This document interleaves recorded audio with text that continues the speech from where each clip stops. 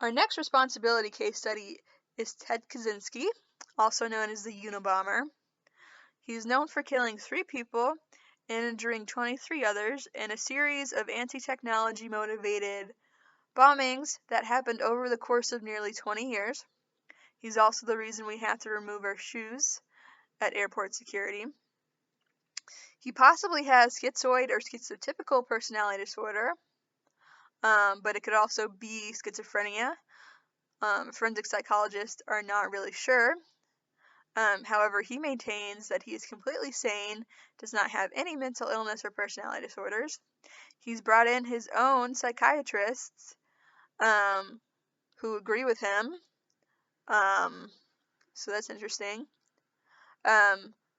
During his trial, he refused to take an insanity plea and fired a lawyer who tried to get him to take one.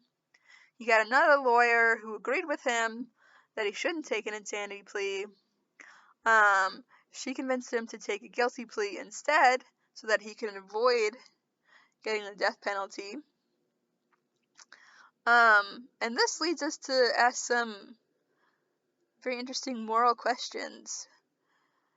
So, the main reason that his lawyer didn't go for an insanity plea is that she believed that it was too risky because almost no one successfully gains an insanity plea. And that if he didn't get an insanity plea, he would very likely end up on death row. And so she took guilty plea in order to save his life. That's what her argument is. But Ted Kaczynski is essentially a model for a person who should get an insanity plea. Obviously, he didn't want it, but if he had wanted it and had been compliant, he very likely could have gotten it.